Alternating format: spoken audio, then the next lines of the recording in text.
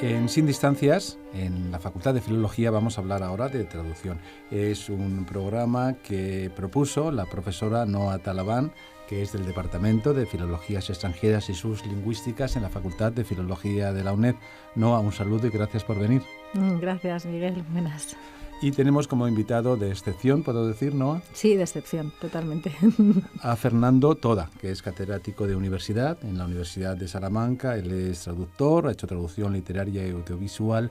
Y no quiero adelantar más porque quiero que sea Noa quien nos comente la trayectoria del profesor Fernando Toda. De todas formas, un saludo, profesor Toda, y gracias por acudir a esta cita. Pues buenos días y muchas gracias por tenerme aquí. Encantado de estar. Pues bienvenido a la UNED y a los programas de radio. Sabe que se emiten en Radio Nacional de España, en Radio 3, y que quedan colgados en canal.uned.es para que puedan acceder todos los alumnos, no solamente de la UNED, sino de otras universidades, como es el caso de Salamanca, o cualquier también interesado en los temas que aquí tratamos. Noa, pues preséntanos al profesor Fernando Toda. Bueno, simplemente unas breves notas para que nuestros oyentes puedan hacerse un poco una idea de la importancia de Fernando en el mundo de la traducción en nuestro país. Aparte de que es conocido en el ámbito académico, en todas las facultades, también ha sido un gran traductor de muchas obras de autores como James Joyce, Edith Wharton, William Wordsworth, novelistas estadounidenses de este siglo también. Una muy relevante, creo que el hecho de que suyas sean las primeras traducciones al español del poema épico de la gesta de Roberto de Bruce, de John Barbour, de 1376, que es sobre las guerras de independencia en Escocia y defensa de la nación escocesa, y también muchas otras obras realmente relevantes. Gran traductor, gran académico, gran profesor y además gran persona, y estoy contentísima, es un honor y espero que este diálogo resulte interesante a todos. Sin duda, yo creo que además el tema es interesante, lo que decía un poco al principio, no solamente, por supuesto, para estudiantes de las facultades de filología, de traducción, pero además yo creo que es un mundo que interesa a mucha gente porque todos leemos obras traducidas hoy en día, ¿no? Entonces yo creo que no estamos exentos de conocer un poco más la labor que hay ahí detrás de ese libro que tenemos en las manos y que ha sido traducido. Vamos a hablar del cambio semántico y la importancia de tenerlo presente al traducir. Un buen tema para comentar, ¿no, pues profesor sí, Toda? Sí, me parece que es un tema que merece la pena, porque además yo, como he sido muchos años profesor de Historia de la Lengua Inglesa en Sevilla, es una cosa que evidentemente el cambio semántico en la historia de la lengua es importante, porque las palabras con el tiempo muchas veces cambian y dejan de tener el significado que tuvieron en un momento y pasan a tener otro. Y esto, cuando estamos viendo textos antiguos, Chaucer en el caso del inglés, por ejemplo, del siglo XIV, parece que eres bastante consciente y dices, tengo que ir con cuidado, como cuando leo el poema del Cid, pues ya sé que las palabras a lo mejor ya no son lo que eran entonces. Pero a medida que avanzamos y nos acercamos al siglo XVIII, XIX y XX, te parece que ya es un inglés que puedes leer y entender como el inglés de nuestros días. Y sin embargo, ahí es donde hay más trampas, porque hay palabras que ya no quieren decir lo que querían decir en su momento. Y ahí es donde te puedes equivocar, y por eso a mí me gusta siempre, hablando de traducción, advertir sobre eso.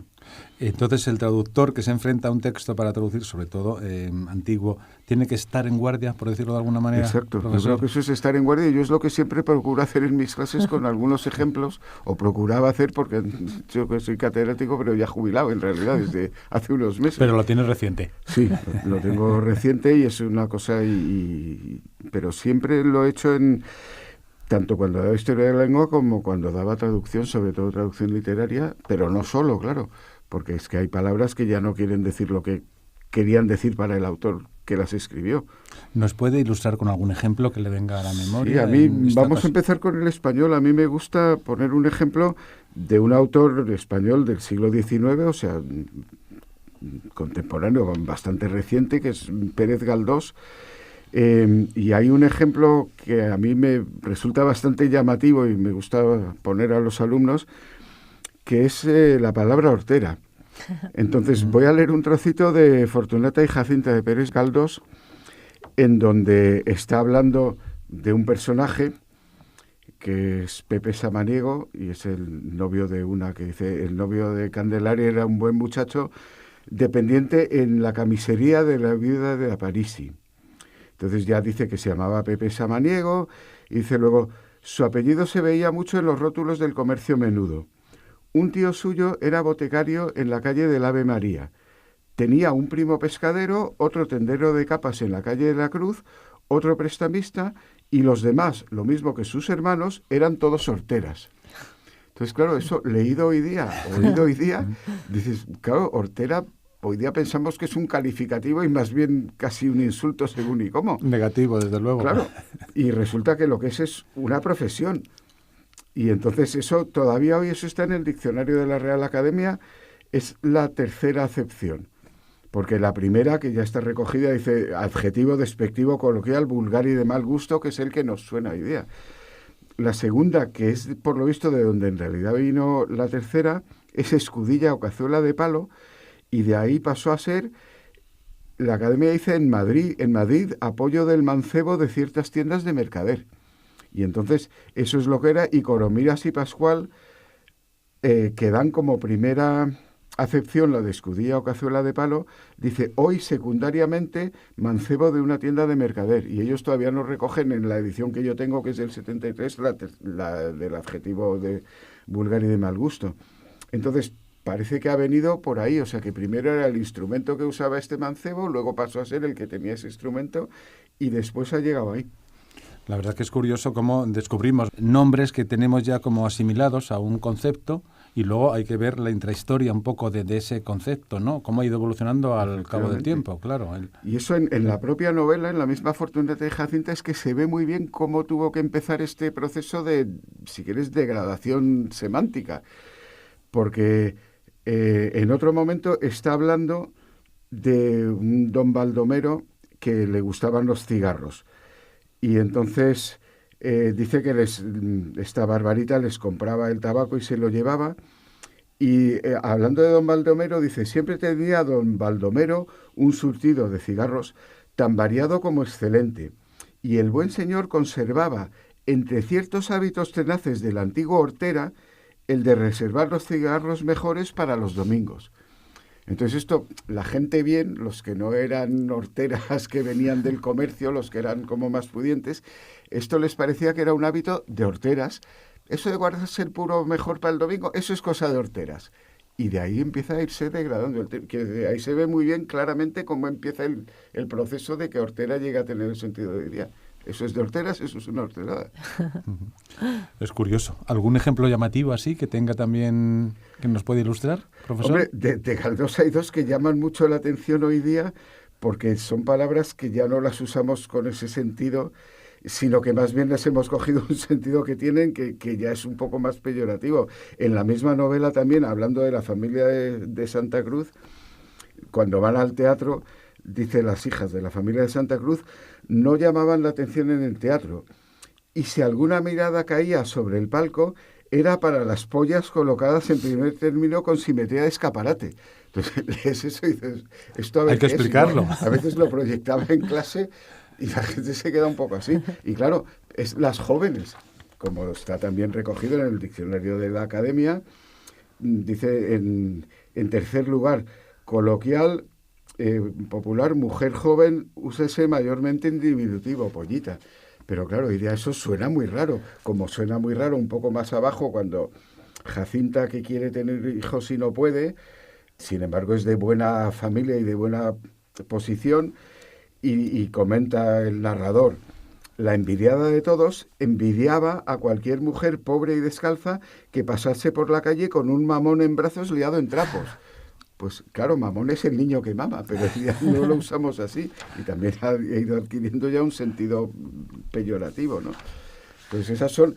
En estas es difícil que caigas, pero con hortera, y volviendo ahora a la traducción, yo a veces digo, vamos a ver, las traducciones hay que juzgarlas por el momento en que se hicieron.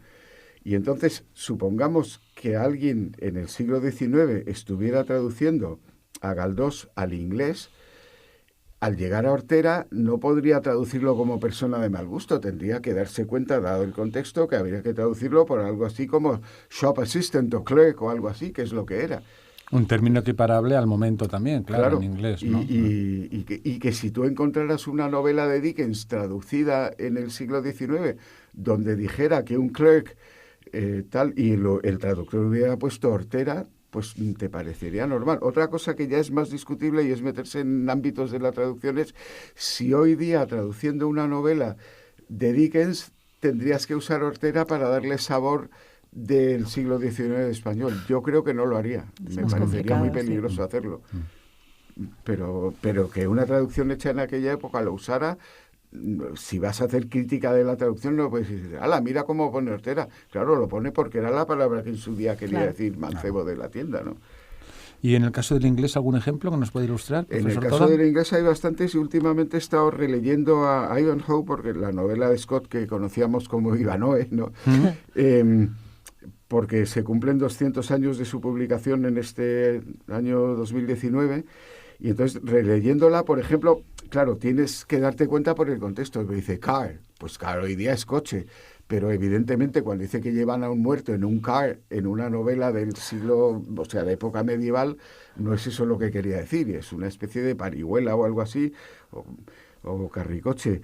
En un momento luego dice, sale computing, claro, tu idea lees computing y piensas en ordenadores, y lo que está hablando es que están haciendo recuento de las armas y tal que tienen, pues esas difícilmente te vas a dejar engañar con eso, pero luego hay otras que ya la cosa es un poco más complicada. Entonces me gustaría leer un relato, un trocito de un relato del siglo XIX, prácticamente entrando ya en el XX, porque es justo 1899. Y esto es de Edith Wharton, de un relato que se llama Souls Belated. Y entonces están dos personajes montados en un tren en Italia y esto está situado, pues es contemporáneo, como si pasara en la época en que ella lo escribe. Y entonces, en un momento, está describiendo una estación y de la gente que hay en la estación. Y dice, "The cloud of touts and cab drivers hanging about the station." Entonces, yo esto se lo doy a mis alumnos y digo, a ver qué hacemos con esto. Y como hay otra palabra antes que es broadcloth, que causa un poco de cuidado, que no es muy conocida. Y touts, también dices, touts exactamente qué son. Y la gente se tiende a quedar con eso. Y ya ahí también hay un poco de ejemplo de cambio semántico, porque tout hoy día pueden ser muchas cosas, incluido revender entradas de partidos, por ejemplo. Pero aquí los touts son los que anuncian, como todavía pasaba en las estaciones en España hasta no hace mucho, fondas, sitios donde comer, donde beber a los viajeros que se bajan. Pero entonces, perdidos en eso, la gente llega a cab drivers y pone y taxistas. Digo, espera un momento. En 1899, si tú en español pones taxista, taxista es un vehículo de motor. Y aunque ya se había inventado el motor de explosión, no había tantos coches. Entonces, no, si pones taxista estás cometiendo un anacronismo en tu traducción. Claro. Entonces, vete con cuidado y son cocheros de punto, coches de alquiler lo que tienes que poner. Y en esas es un ejemplo muy claro de lo que es más fácil caer. Uh-huh.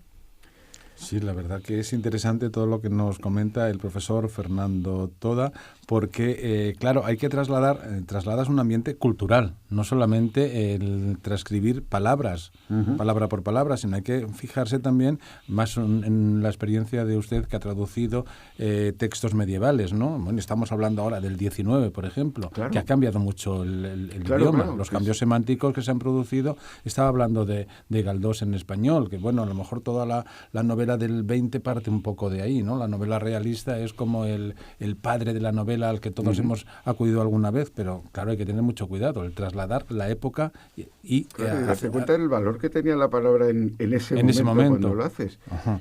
Que a propósito de eso, me gustaría leer una cita de C.S. Lewis, del crítico inglés, que la voy a leer en inglés, puesto que por es una supuesto, cosa sobre traducción. Él estaba hablando de poesía. Pero esto se puede aplicar a la literatura en general e incluso a otros textos que no sean necesariamente literarios. Pero él decía esto, y decía, "If we read an old poem with insufficient regard for the change in the overtones or even the dictionary meanings of the words since its date, if in fact we are content with whatever effect the words accidentally produce in our modern minds, then of course we do not read the poem the old writer intended. Tú le estás aplicando el sentido que tú le das, pero es que ese no es el que él quería darle. Y continúa y dice, what we get may still be a poem, but it will be our poem, not his. If we call this Tukur reading the old poet, we are deceiving ourselves. Esto no es leer al poeta, nos estamos engañando.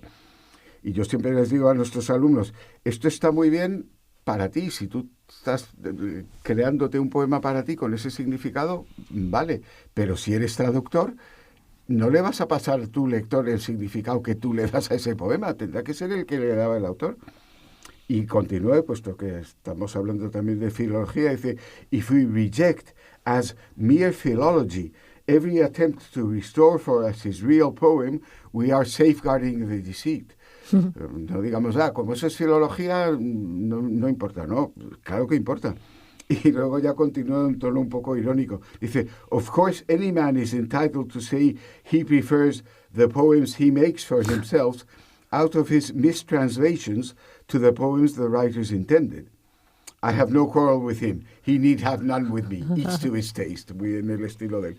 Y es curioso como dice his mistranslations.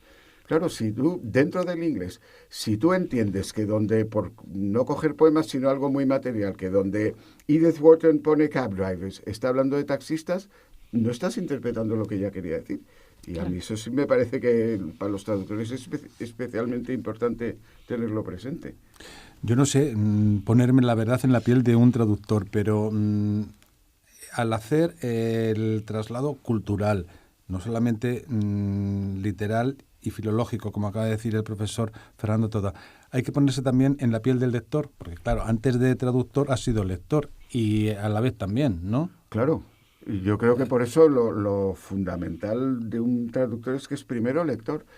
Y eso de leer bien el texto para traducir bien el texto, que parece una tontería, pero es fundamental. Sí. Es que si tú lo has leído mal, un poco con la línea de lo que decíamos antes, efectivamente, tu traducción la estás pasando a otros, entonces tu interpretación del texto ya no es la que debería ser. Y, sí, por eso, porque no sé si es un poco como de, bueno, a lo mejor una verdad de perogrullo lo que digo, pero yo creo que es elemental, ¿no? El que donde hay un buen traductor es que hay un buen lector, ¿no? Sí. Sin duda. Y un buen lector, y por eso veníamos hablando de filología y de traducción, y si de las asignaturas de traducción deben estar en los grados de estudios ingleses, claro que deben estar, porque quienes mejor pueden traducir literatura son quienes hacen, y yo esto lo decía en una facultad de traducción, quienes han hecho lo que antes era filología inglesa y ahora es estudios ingleses. Tienes que conocer la época, tienes que conocer la literatura para no caer en estos errores. Y por eso yo en traducción, que podían elegir asignaturas optativas de filología, decía, a ver, si queréis hacer traducción literaria, es que tenéis que ir a la filología y a las asignaturas de filología. Y a los de filología, si queréis saber lo que supone la traducción, pues claro que tenemos que tener una asignatura de traducción que muestre lo importante que es dentro de la filología, o sea, aplicar la filología a las traducciones. Tengo otro ejemplo que me gusta, que es un poema. Si tú le dices a alguien, I'm sick of this, en inglés hoy día, dice, es que estoy harto de ello. Y aquí es donde quiero entrar con lo que íbamos a hablar de los diccionarios también. Si tú te vas al diccionario Coville y buscas sick of, te va a decir que sick of es efectivamente harto de, fed up with. En esas equivalencias que te pone en la columna de la derecha, por lo menos en papel, dice igual a fed up with. Entonces, y es el único significado que te va a dar para la expresión sick of something. Pero si tú lees un poema de Ernest Dowson, que está escrito a finales, casi a principios ya del 20, Dowson vivió del 67 al 1900, en un momento está recordando a una amada que ha muerto, que es Cinera, en ese poema.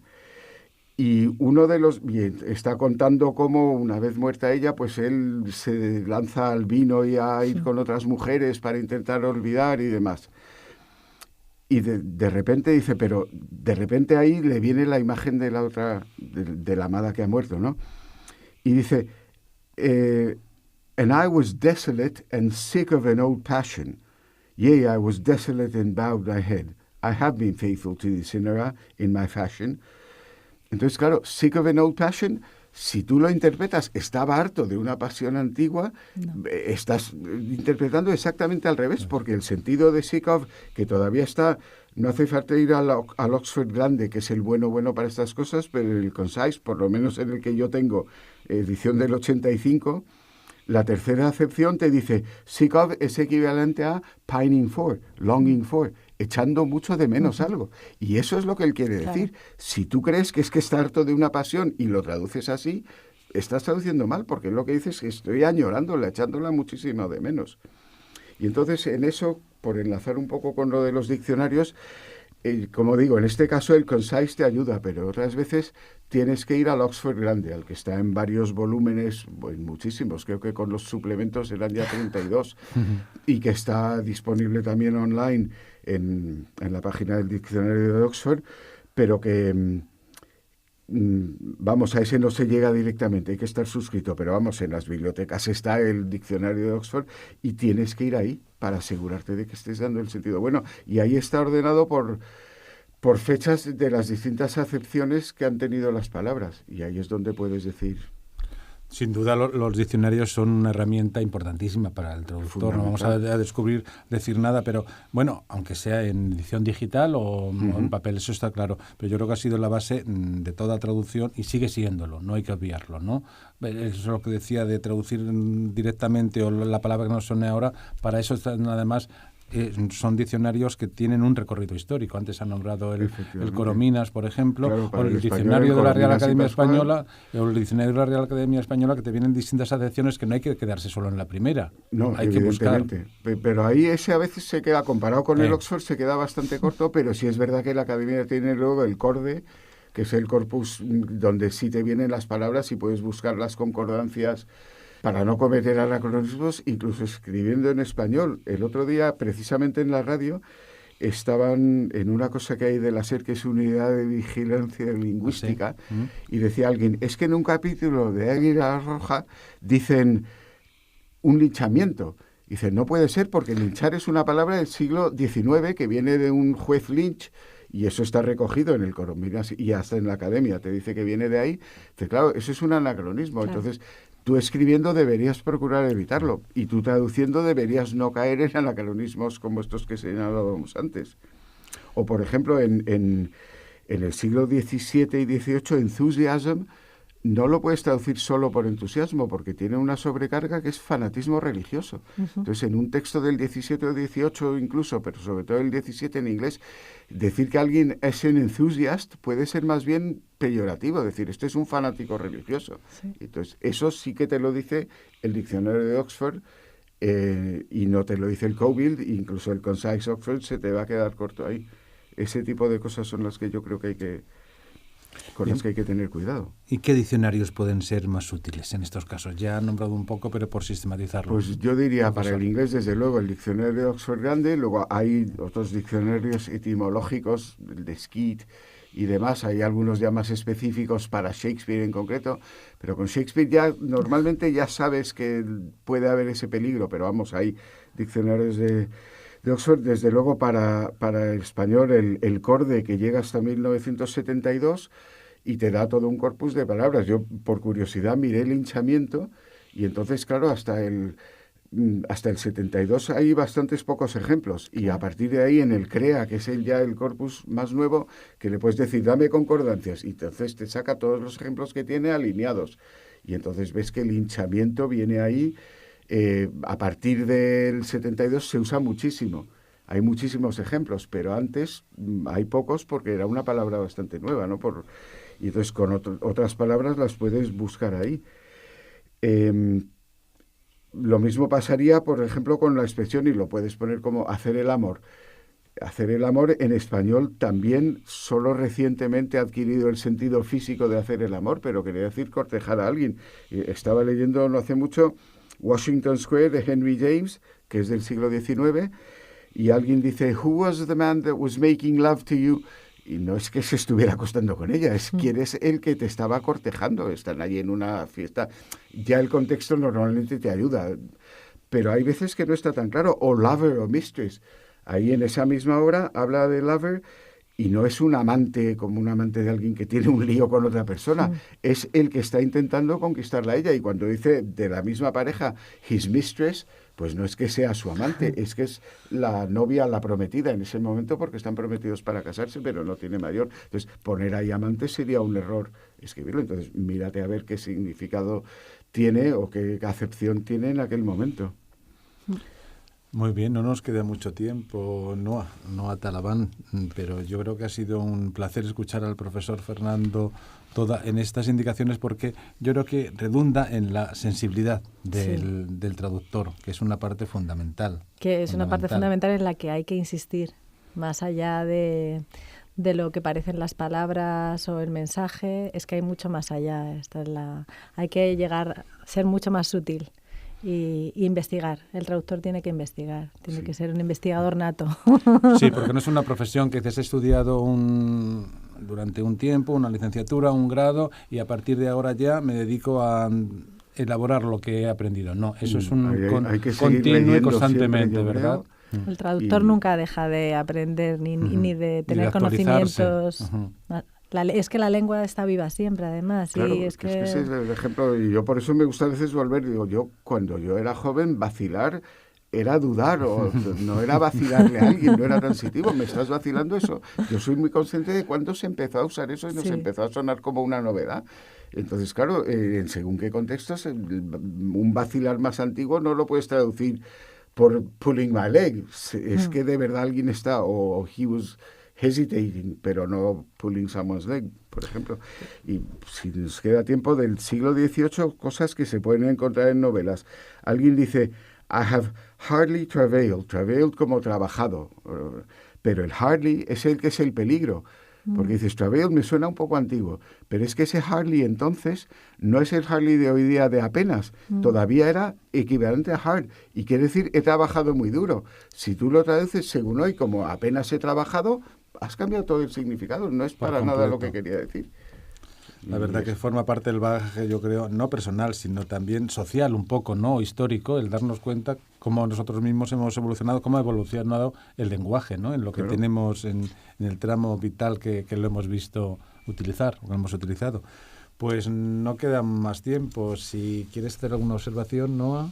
Yo quería darle las gracias de nuevo a Fernando por haber venido, por iluminarnos con estos pequeños ejemplos. Yo creo que los alumnos o las personas que puedan estar interesadas en la traducción o en la lengua en general han podido de repente ver mucho más allá o tener más ganas de saber más sobre el lenguaje, o pararse un poquito más cuando leen una novela o cuando leen una traducción o cuando hacen una traducción, a pensar, a investigar y a seguir dándole vueltas hasta encontrar qué es realmente lo que se dice, cómo se dice, si está bien, si está mal, a ser más críticos cuando leemos, cuando vemos traducciones. Yo creo que lo que ha dicho es motivador para los estudiantes que se vayan a dedicar a traducción, porque es verdad que hay que buscar, no vale con buscar la primera acepción y quedarse tan tranquilos. Todo, sí. Es algo de investigación y de superación, y lo que ha dicho Noa también, ¿no? De espíritu crítico, que eso es fundamental en la labor de traducción. Sí. Y aprovechando eso para la traducción literaria y para la traducción audiovisual, en las películas es muy importante. Y una cosa que cambia muchísimo y muy rápido es el argot. Sí. Entonces, ahí se notan más los anacronismos en las películas, como el lenguaje va tan rápido. Sí. Y eso también hay que tener cuidarlo. Otro programa, venimos a hablar de eso. Pues los micrófonos están abiertos para el profesor Fernando Toda, catedrático de universidad, que nos ha ilustrado, nos ha hablado del cambio semántico y la importancia de tenerlo presente al traducir. Ha sido una iniciativa de Noa Talabán, profesora en el Departamento de Filologías Extranjeras y Sublingüísticas en la Facultad de Filología de la UNED, que ideó este programa e invitó al profesor a estar aquí en este espacio. Espero que haya una nueva ocasión de vernos aquí reunidos, y no le digo más, sino que hasta pronto. Pues yo también lo espero, y muchísimas gracias, que me ha encantado estar aquí, y gracias a Noa por invitarme. Pues gracias Fernando Toda, y gracias Noa Talabán. Hasta pronto, gracias.